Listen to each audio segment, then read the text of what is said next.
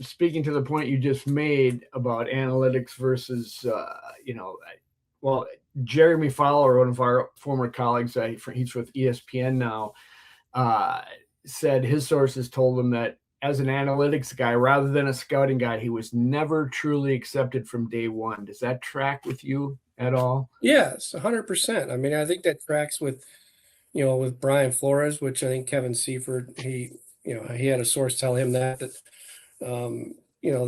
played into the role of one of the roles, one of the keys. It was, Flores not re-signing. I mean, you try to picture Brian Flores in a room with Kwesi.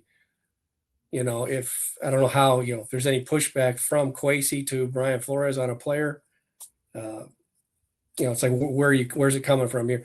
He was not some of these, there's two different paths, and one is a guy who's a grinder, who's starts out as a scout, works his way up, like the Scott Studwells of the world, and Spielman, people like that, who essentially earn their stripes. And then you have a guy that comes in and he's an analytics guy.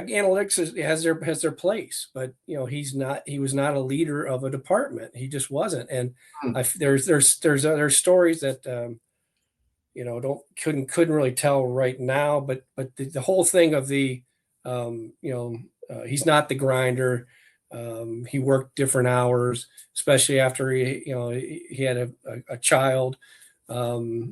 It just didn't mesh with the way the NFL is, and some of that stuff can fly in the real world, where you have to be, where before you'd say, hey, pull up your bootstraps and get in here and do this.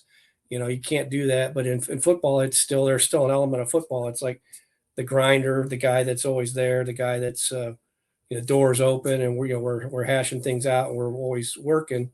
That's who that position is, and he wasn't that. It's funny that you say that. I mean, it's like in the NFL, that's, I mean, those are the stories we hear. That's almost commonplace. It's to be, some guy's coach sleeping in his office, or spending all these hours away. So that's almost the norm in the NFL as opposed to otherwise. Right. And the thing is, it's good to have a guy that builds consensus, and he's got his numbers and everything.